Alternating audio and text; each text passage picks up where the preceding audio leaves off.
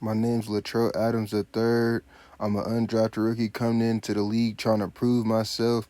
If you're wondering how I'm in the league after 1 year, the NCAA passed a new one-and-done rule for NCAA football. So yeah, now we like them NBA boys. We could come in after one season, but I only played 7 games last year at Air Force due to me having an injury to my ankle, and it just ended up getting worse and worse, and it wasn't any better. And then came back in practice, hurt my knee, and then I was out for the rest of the season. I was a decent quarterback, but then again, I was a D1 quarterback, but I wasn't at the top, if you know what I mean. I wasn't at one of those top SEC schools. So a lot of NFL teams passed up on me. Every NFL team passed up on me. And this is coach telling me I'm going to start. As y'all know, our number one quarterback, Brock Purdy, injured himself in the Eagles playoff game last year. So he's out all the way until week 13. So it was between me, Sam Darnold, and Trey Lance, and coach gave me the spot. So I'm just so very thankful, and I got to prove to coach that it wasn't a mistake giving me the starting job and that I'm going to produce at the NFL level. Trying to hit a read option here, and I'm noticing already that I lost a little speed because I gained some weight, and these NFL cats are faster than I thought, man. When I was at the college level at Air Force, I was the fastest and tallest on the field, but it's not like that here in the league, man. Everybody's bigger, stronger, and faster, and it's just something I have to adjust to. But here on this read option, I'm scrambling and sliding because that's something I never did in college. I never slid, but due to me getting injured with a knee injury and an ankle injury, I'm just trying to reduce injuries because getting injured is the last thing I need. And this is probably the last chance I'm going to have to become a starting quarterback in the NFL. I'm a 6'8" dual quarterback. My coaches back in college used to call me the unicorn because I'm so unique. They say I'm the Victor Wembanyama of quarterbacks in the NFL. But regardless of me having the height and the perfect frame to be a quarterback, I have to prove myself. There's cats out here like Bryce Young and Anthony Richardson who got drafted at the top of the draft, and I got to prove that even though I'm undrafted, that I'm the best quarterback in this class as I throw a major bomb over to the right side of the field to my boy Christian McCaffrey, my fellow Colorado native. Yes, sir. If y'all don't know, we both from Colorado. I went to Durango High School. He went to Valor High School in Colorado. So me and Christian are both Colorado native. So from day one, we had a lot of things in common growing up in Colorado and going to school just throughout Colorado. And he's been my go-to guy. And me and my guy, George Kittle, have also created a great friendship. That's my brother for real, man. He told me anytime that I don't got nowhere to go, I can always throw in the ball because he's my safety blanket. So I'm going to make sure I hold him to it, man. I've also been getting a lot of hate I've been noticing from Sam Darnold and Trey Lance. They feel like because I'm an undrafted guy and because Trey Lance has been here that I shouldn't have got the job. But at the end of the day, it's not in my control. It was in the coach's control, and he gave me the job. And all I know is I'm going to prove coach right. As I'm throwing a dot over the middle and it just doesn't work out, terrible timing. I'm getting used to everything being quicker in the NFL. Everybody's a little quicker in the NFL. Everybody's a little faster in the NFL. These DBs catch a little better. Everybody's good in the NFL.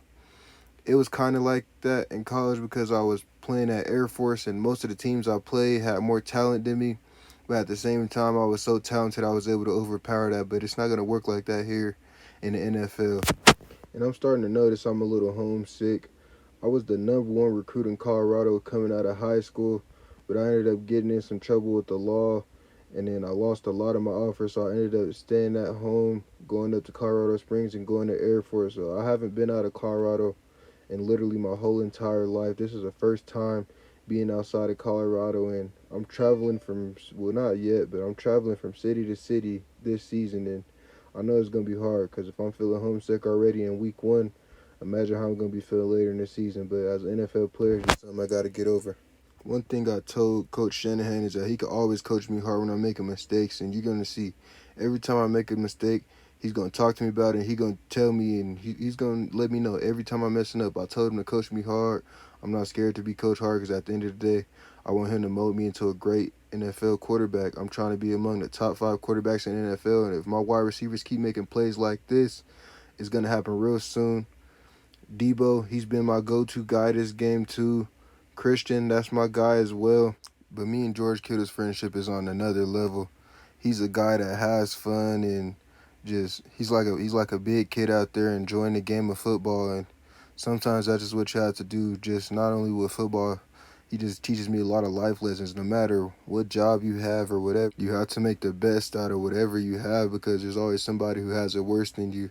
But you see me making a dot to my boy Deebo Samuel to win a game, scoring a touchdown in the last minute of the game as my boy hitting that nay. And like I said, coach is going to coach me hard every time, whether I'm doing something right or wrong. And you see coach is ecstatic as we moving up to 1-0. I threw for 388 yards and 4 touchdowns, 72 completion percentage. Great rookie debut.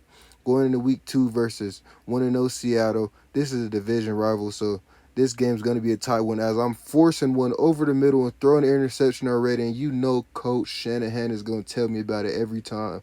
But I promised him it won't happen again. I'm dropping back and rolling to the left, and I'm just going to take off.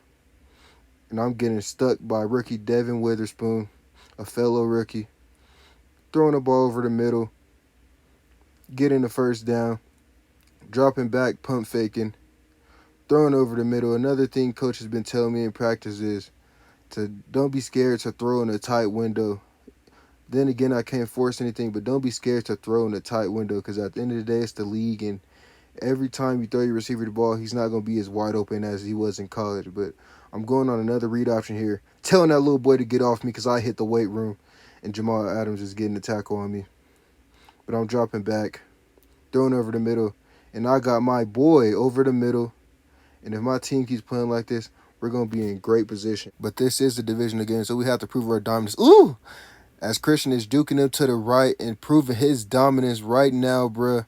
As we're going up on the scoreboard, we're going to go up 14-3, dropping back in the third quarter, trying to take off. And as I said, these guys are a lot faster than in college. I used to be the fastest guy in the field, and it didn't help that I put an extra 15 pounds of muscle on. But my guy, George Kittle, is going to take it all the way down the sideline for 85-plus yard gain as he brings us to the inside of the 10 on the other side of the field. That boy George is going to cut up every time. That's my safety blanket right there. First down, you already know what's going on. We got slants coming over the middle. I'm throwing a dot to my boy Brandon Ayuk, and you know he's going to turn up and celebrate every time that boy catch a touchdown. Yes, sir. We're now at 21-3, rolling out. I don't see nothing, so I'm taking off, just trying to get a first down, and I get rocked by the rookie, Devin Witherspoon, man. That boy's hitting. I can't lie. Trying to force something over the middle. I'll throw another interception. I just know coach is going to tell me about it every time, bruh. But coach always tells me that he believes in me. Every time after he coached me up, he always tells me that he still believes in me. And to go out there and just have fun at the end of the day, as long as I'm taking care of the ball as much as possible and I'm not turning the ball over ridiculously in terrible positions, then I should be cool. But I'm running in for the quick touchdown about 7 yards out, diving in, and this game's about wrapped up, man. As I'm celebrating, clapping it up. That boy Gino on the sideline upset. Coach is coaching me up no matter whether I do good or bad. And as you can see, the Seahawks coach is upset. That boy is sick because it's a divisional game. We came in and handled our business as we taking the dub 28-10 as I meet up in the middle of the field with Geno Smith, and he tells me to keep on going and that I'm one of the best rookies he's seen in a while. I threw for 279 yards and 2 touchdowns, but I did not have the greatest completion percentage. But I am now back in my hometown, Colorado, and I'm nervous. I ain't gonna lie, I got butterflies, but I'm ready to get straight into it. Gonna call a read option to get me warmed up real early. Run that boy over because he's too small. Attempt to run this boy over, but Patrick Surtain is gonna make the tackle after I celebrate for the first down. Coach always calls read options to get me warmed up whenever I'm feeling a little nervous. And usually after I gain a first down on my legs, it's like clockwork. My arms start working crazy as I'm throwing the out route to my boy, Cameron Latu, fellow rookie. And I'm getting to it already.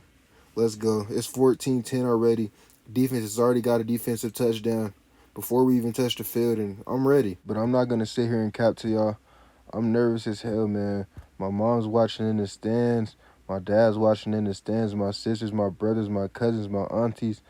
Everybody got tickets because all the guys on the team, They didn't really have nobody to bring to this game, so they gave me all their tickets. So I was able to bring almost my whole family out to watch the game, and I'm just honestly real nervous, but I'm not doing too bad for myself, so I ain't too nervous after halftime.